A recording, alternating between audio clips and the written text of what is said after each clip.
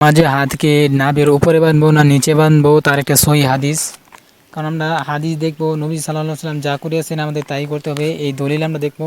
কারণ নবী সাল্লাল্লাহু আলাইহি সাল্লামে যা করছে তার বাইরে যাওয়া যাবে না, বাইরে গেলে বিদআতকারী হতে হবে।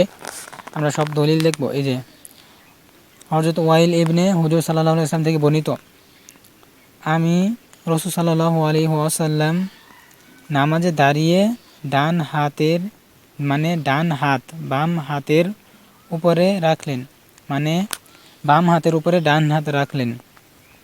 দেখেছি তিনি তা বুকের উপরে রাখলেন, নাভির উপরে হাত বাঁধলেন, নাভির নিচে রাখা যাবে না। আমি দলিল সহ আপনাদেরকে দেখে দেব সব স্পষ্টভাবে।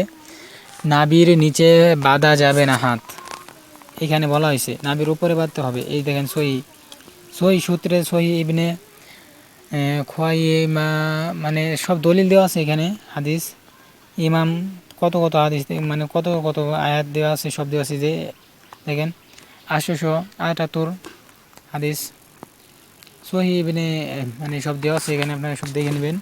আমি ওগুলা বলতেছি না, আমি এটা বলতেছি যে ইমামের মতামত। অনেক ইমাম বলে যে নাভির নিচে বানবে, আবার অনেকে বলে নাভির উপরে বানবে, সব দেখাচ্ছি। ইমাম আবু হানিফা রহমতুল্লাহ থেকে বর্ণিত এর মতামত নাভির নিচে হাত রাখা উচিত, একর মতামত। আমি বলি এটা মতামত ভুল, আপনারা এটা রাখবেন না। আর যে আরেক ইমামের মতামত ইমাম আলী রহমতুল্লাহ আলাইহি ইমাম আলী রহমতুল্লাহ আলাইহি এর এক মত নামাজে হাত ছেড়ে রাখা, এটাও ভুল। কোনটা ভুল আমি আপনাদেরকে সব দেখে দিতেছি। এই যেটাও দেখেন, ইমাম শাফিঈ ও আহমদ রহমতুল্লাহ আলাইহি থেকে বর্ণিত বুকের উপরে হাত রাখা উচিত, এই যেটা রাইট। অনেক ইমামের মতামত যে নাভির নিচে বা উপরে বানবে, সব এখানে দেওয়া আছে। আমি কোনটি রাইট তা আপনাদেরকে দেখিয়ে দিব। এই যে এটা কাটা এটা রাখবেন, নাভির উপরে সারাংশ। সহিহ হাদিসে অনুযায়ী রাসূল সাল্লাল্লাহু আলাইহি ওয়াসাল্লাম বুকের উপরে হাত রেখেছেন। সুন্দর করে লক্ষ্য রাখবেন কোথায় হাত রেখেছেন।